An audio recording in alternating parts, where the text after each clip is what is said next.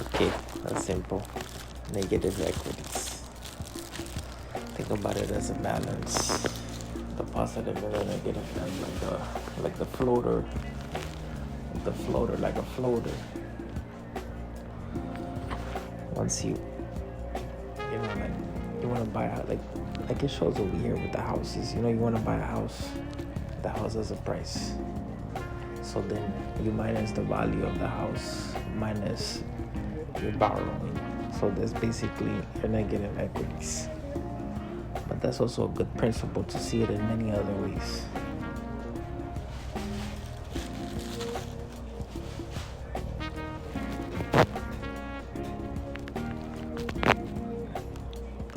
On the next example, you're gonna see what I'm talking about.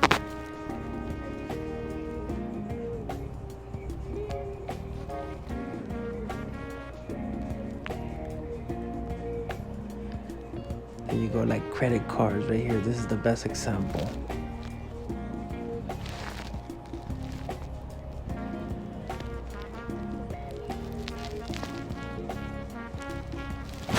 Here it shows you the decline in the spending, which is obvious. People are not, they're off work, they want to pay debt.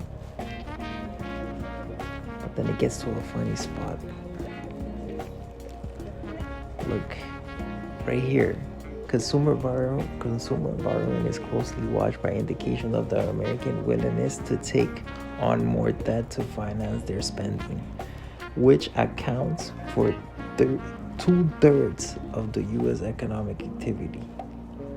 So that's a pretty hefty amount of spending.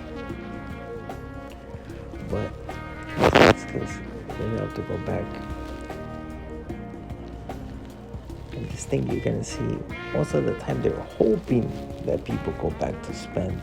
They're like there's a whole lot of spending going about for all that hope. Look what we see. We expect growth in consumer credit will accelerate in months ahead as spending springs back to life in response to a heating labor market and more fiscal support. Look at that. They're already hoping, and they're hoping for more bans, out of the 1.9. Look at this. It's incredible. Look, it's all a speculation. So yeah, that's it. That's what it is.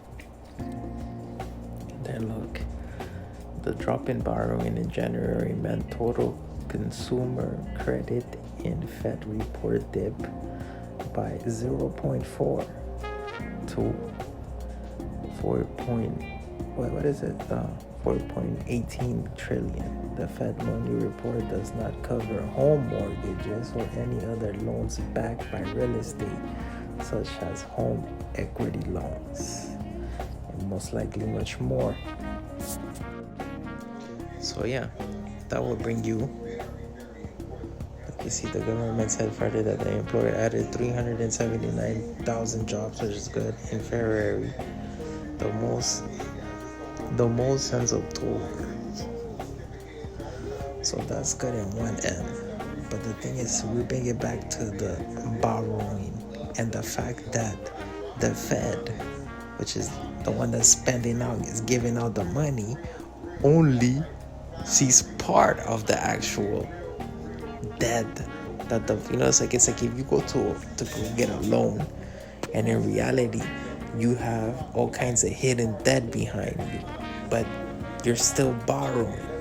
So you see, that doesn't make sense right there. Yeah.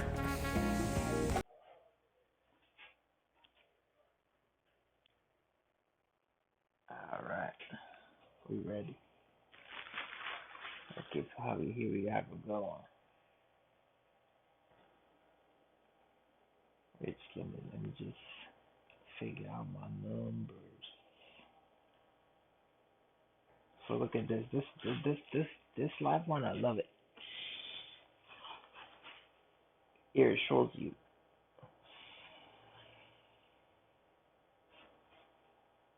in 1960 they were 53.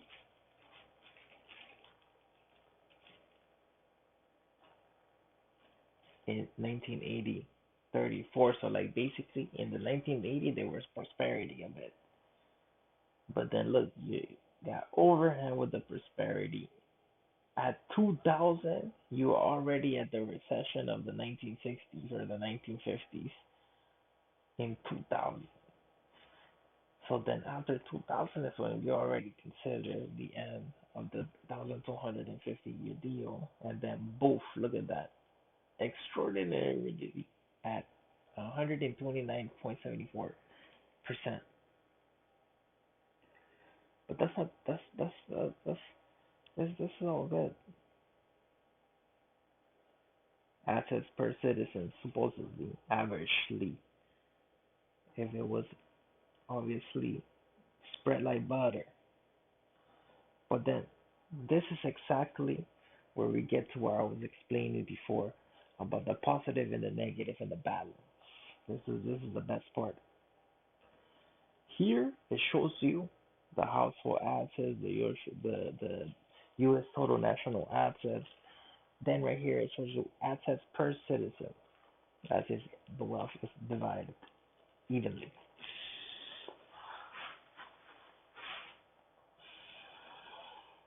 But here on this side, I love it. Here's where you start to count all the liabilities. Your liabilities are at 483,296.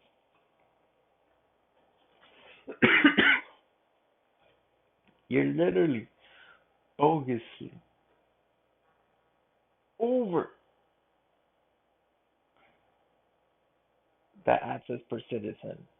Your liabilities are literally over. And now look at that. At a total debt, at a total debt to GDP ratio of negative 145.19. At a spending to GDP ratio of 46.68%. Whoa. Hold up. Shit, man. Whoa, whoa, whoa, whoa. That's that heart attack motion right there. Look at that. Dead per citizen. But obviously, this is not evenly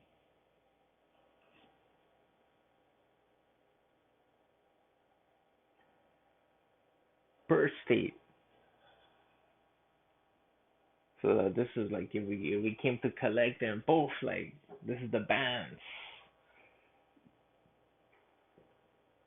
How many people got it? 6,381 dollars right away.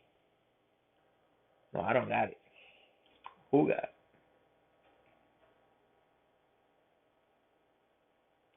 You know what I'm saying?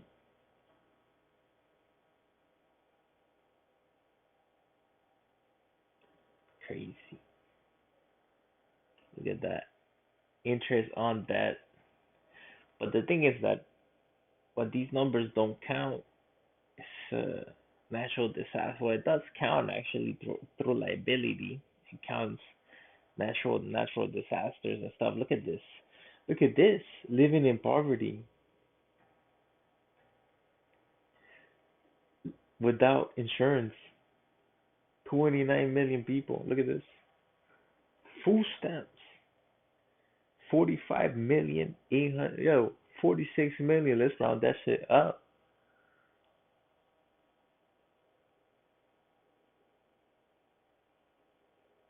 U.S. millionaires. Look at this. 18 million. I don't know. This shit is looking pitiful, man.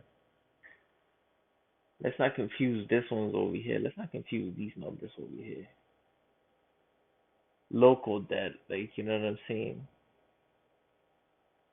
Let's not confuse those numbers right there either. State debt, because in reality, you gotta add these two up. You know what I'm saying? It's fucked up. Then you have a national debt too, so they have to be somewhere around here.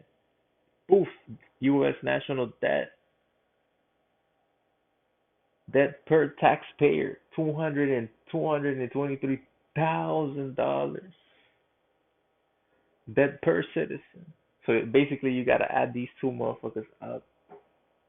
That's like $300,000 plus these two motherfuckers right here, 3,700 plus 6,381. So you do the math. You know what I'm saying? You know what I'm saying? Two plus two equals four, and we here in Santa Clara. So you already know that shit is looking dangerous,